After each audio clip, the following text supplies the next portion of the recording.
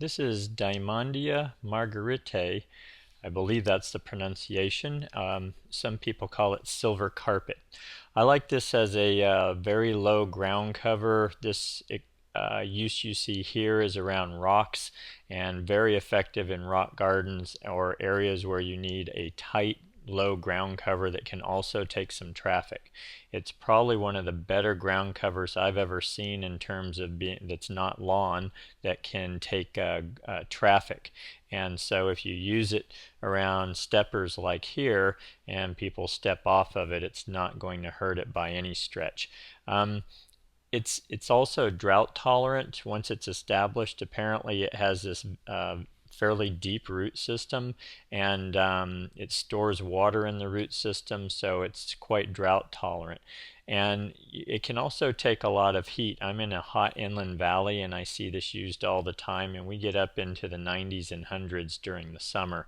And hardiness wise, apparently about 20 degrees Fahrenheit is its low end of what it can tolerate. Here you can also see a close-up of the leaf and the little yellow flower.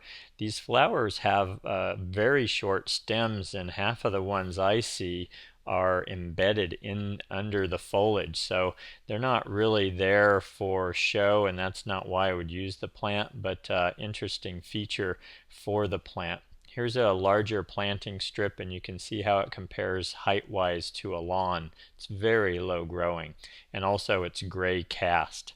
Has a gray-green leaf, but then it rolls over when it's a little dry, and the underside of the leaf is that really light gray, almost whitish color that you see there.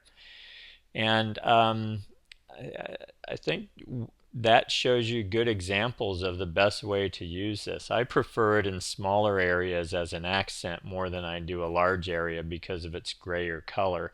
But I think combined around rocks is one of the best uses I've seen of this plant and really like it for that. I also saw somebody recommend it for a erosion control because of its nice deep root system.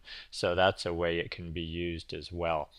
And I think that's what I can tell you about Dymondia, the silver carpet. It's a very effective small scale ground cover, and complete, and also takes foot traffic more than most other ground covers you're going to find.